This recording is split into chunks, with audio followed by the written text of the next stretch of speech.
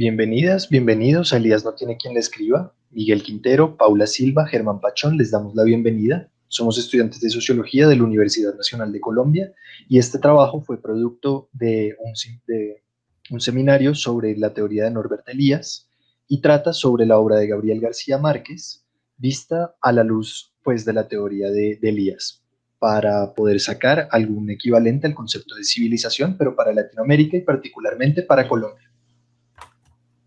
Tras esta introducción, quisiéramos presentarles un poco sobre las bases conceptuales en las cuales nos paramos para el desarrollo del proyecto. En primer lugar, las figuraciones, entendidas estas pues como los tejidos de tensiones e interdependencias entre los actores en el campo social.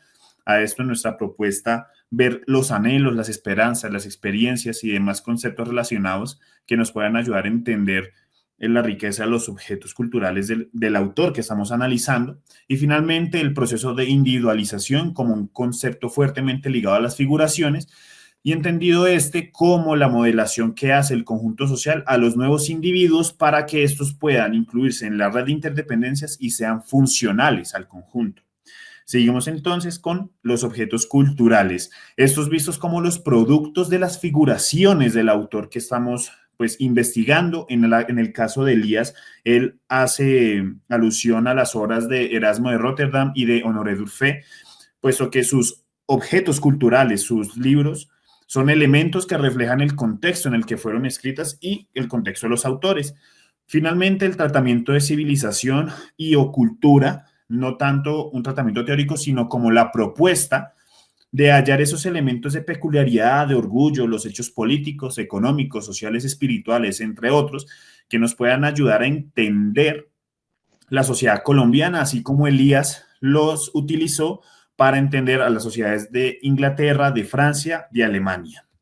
A partir de esto, la incógnita por la cual desarrollamos el proyecto fue ¿qué elementos puede aportar la obra de Gabriel García Márquez para construir un equivalente al concepto de civilización de Elías en Colombia y América Latina? Y bien, guiados por el texto Mozart, Sociología de un genio, iniciamos nuestro ejercicio de análisis sobre la figura de García Márquez, considerando las figuraciones en que su personalidad se haya inmerso. En principio, comenzamos por su estadía en Colombia, en cuanto a su infancia y adolescencia, y el hecho de que fue criado por sus abuelos. Fue a su lado entonces que empezó a volar su imaginación entre historias fantásticas sobre personajes fantasmagóricos.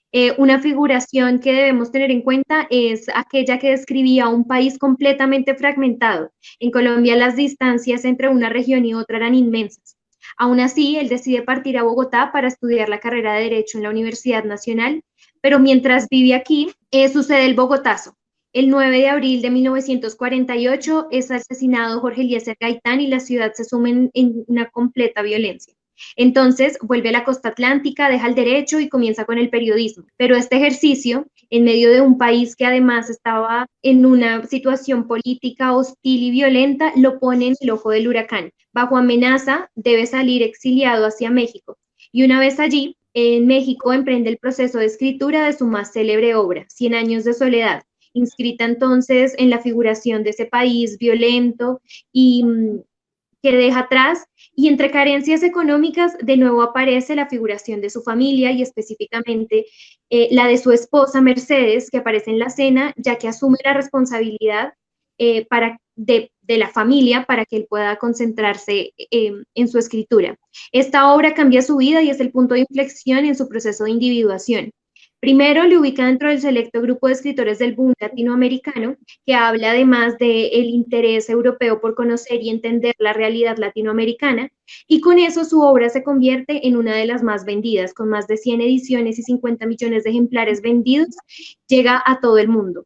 Le vale el Nobel de Literatura en el año de 1982 y en medio de todo este proceso le acerca a círculos de poder y colecciona anécdotas y amistades, no solo con la nobleza europea, sino además se hace cercano a dos personajes que están en el ojo político de ese momento, que es Bill Clinton y Fidel Castro. Tras haber abordado las figuraciones, ese punto de inflexión en el proceso de individualización, ahora hablemos de la realidad en palabras mágicas, o bien, como lo decía anteriormente, de los objetos culturales de Gabriel García Márquez.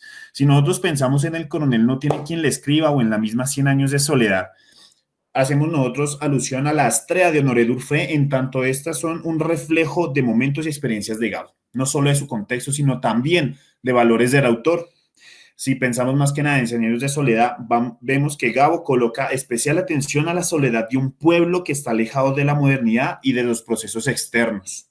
Latinoamérica como un espacio de tensiones político-económicas, sobre todo por ser parte del tercer mundo y por ser punto de la Revolución cubana, es también escenario en el que un país como Colombia funge como un territorio incomunicado y fragmentado, de grandes distancias y situaciones que parecen mágicas o más bien absurdas. Vamos a ver analogías al conflicto colombiano y a las distancias que separan una población de otra. Asimismo, hemos de ver de que la forma en que Grabo retrata la realidad en su obra es lo que llama la atención de la Academia Literaria Sueca. Fue un revolucionario de su arte y gracias pues a lo que fue Cien años de soledad, Latinoamérica ve un espacio escrito en el cual verse. Colombia, como un país sin voz ni voto, logra un espacio en la atención internacional y más que nada europea. De ahí que decimos, Gabo se vuelve un embajador o toma ese tipo de figura. Cien años de soledad, pues finalmente, como un reflejo de un país producto de su época, bien lo decía Paula, pues nos ayuda a comprender lo que es civilización o cultura para Europa, pero en Colombia, que era nuestra propuesta. En términos del realismo mágico, pues donde la realidad se le agrega música o arte, según Gabo, pues quizá resulta ser la descripción de lo que es la sociedad en este país. Vamos a ver caracterizadas gentes fuertes, trabajadoras, festivas, pero sin memoria, y que están pertenecientes a una modernidad tardía. Bueno, y dentro de la obra de Gabriel García Márquez, con miras a sacar ideas para definir lo que podría ser la civilización para nosotros, quisimos sacar 4 temas principales que nos parecieron importantes. Por supuesto, como bien decía Germán, estos temas están en contacto con las figuraciones en las que se escribió la obra, aunque también reconocemos que están en contacto con la posición individual y particular del autor. El primero de ellos es la muerte. En la obra de Gabriel García Márquez, la muerte se presenta de una manera constante y tal vez rutinaria y efímera. En Cien años de soledad hay muchos personajes que se presentan y como se presentan van muriendo. Entonces, esta muerte, además de ser efímera, también se presenta fuera del control de los personajes. Y quizás en nuestras figuraciones como latinoamericanos, eso sea la muerte. Un hecho que se nos presenta de una manera tal vez tan rutinaria que se vuelve efímera y fuera de nuestro control. El segundo tema es el tiempo. Este tiempo, como en Cien años de soledad, no es individual, sino que se mide también por las relaciones familiares del individuo.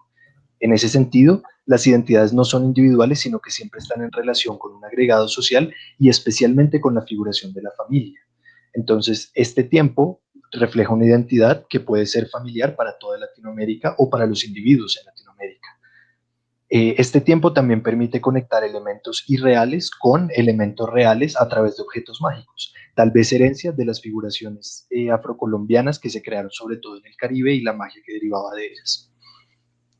Otro elemento que notamos es también una relación muy particular que tiene Gabo con la fantasía, y esto se relaciona a la obra de los alemanes, de Norbert Elias. En esta obra él dice que, dado que los alemanes no tenían un acceso al debate público, y el debate público se llevaba a cabo en otros idiomas, en francés particularmente, los intelectuales se dedicaban a hacer fantasías sobre el amor o sobre la naturaleza, mientras que en Francia, donde los intelectuales estaban cerca al debate, ellos podían entonces opinar sobre las cuestiones públicas. Tal vez esta literatura fantástica y el mismo realismo mágico sean una expresión de esa impotencia que sentimos nosotros de no poder actuar frente a nuestra realidad. Finalmente, el último tema fue la identidad nacional, que en Gabo parece estar muy presente, por ejemplo, a través de la no presencia del Estado colombiano, de una violencia dispersa en donde no hay monopolio de la violencia física y la violencia es un medio o un lenguaje por el cual se defiende el honor y la identidad. Entonces, esto va muy acorde con la teoría de Norbert Elias, según la cual las identidades individuales se configuran a partir del proceso histórico de desarrollo de un Estado-nación. En este punto analizamos también los obituarios que se le hicieron a Gabo a nivel mundial, y en el exterior se habla de un literato, en Latinoamérica se habla de un representante de la literatura latinoamericana, pero en Colombia se habla de Gabo y de nuestro Gabo de una manera muy afectiva. Entonces, nos hicimos la pregunta, ¿será que estos temas son las maneras de experimentar las figuraciones como colombianos y latinos? ¿Será que estos temas nos pueden dar la razón de nuestros 100 años de soledad?